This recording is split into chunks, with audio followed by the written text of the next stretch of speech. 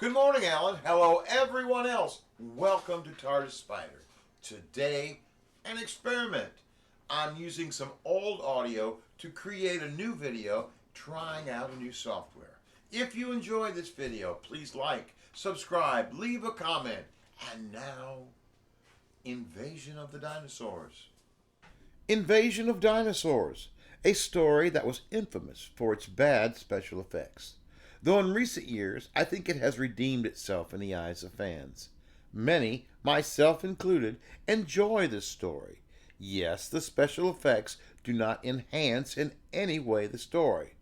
While this is the least of the on-screen dinosaurs in this era, there are no real highlights either.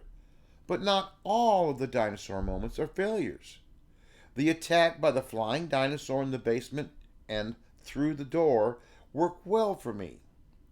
But here we have a story best known for the bad special effects. Let's face it, you cannot talk about classic or new Doctor Who without finally bringing up bad special effects. To be honest, many believe that the special effects are a part of the charm of this era. Let us start with a typology of special effects. Essentially, there are two types. I call them visible and invisible. An invisible effect is meant to work in the background. When we see it, we are not meant to notice it. We are meant to sail right over it, accepting it within the narrative. Sets are an example of invisible effects, very rarely the point of a story or scene. If the scenery is working well, we shouldn't even notice it. Only when the set is underdressed or a wall wobbles when bumped do we notice it at all. A case in point, the Green Death.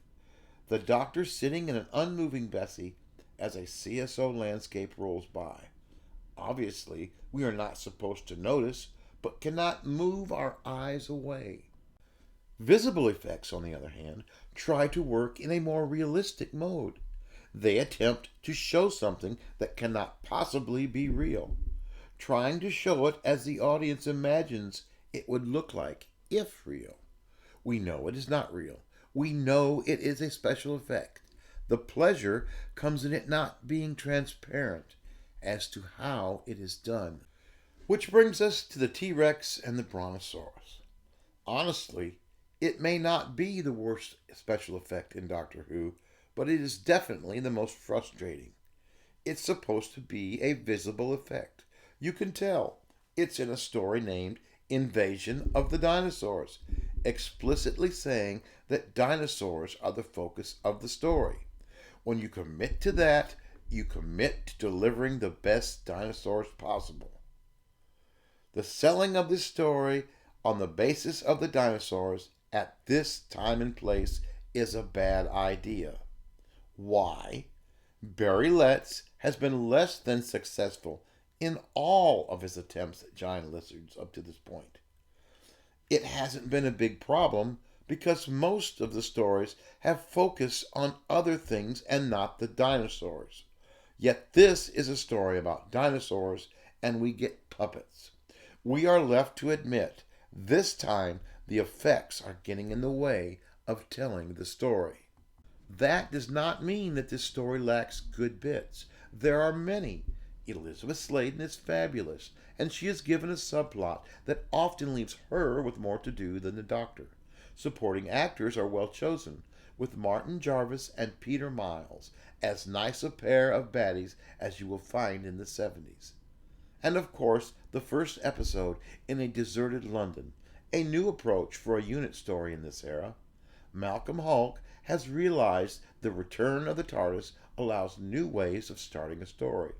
Where in previous stories the Doctor is involved in the action from the very beginning, here when he arrives, he is 2 steps behind events around him. In a tip of the cup to the Web of Fear, he will manage to have the Doctor and the Brigadier in the underground. A nice nod to the beginning and the beginning of the end for the unit stories. Still, Hulk will leave us with a parting gift in this story, the final scene. This is the first time something we take for granted today happens. It is the first time that the doctor will seduce a companion with descriptions of the wonders of the universe. Because at 10 episodes in, Sarah Jane has not signed up to travel with the doctor. Remember, she was accidentally taken back in time, then returned to her present-day Earth. Sarah earned her stripes before the doctor invites her to join him.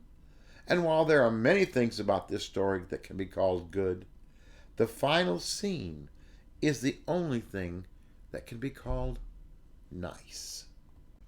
I hope you enjoyed this video, so please enjoy your journey through time and space, and never ever forget, please, a child cannot have a favorite book if they do not have one.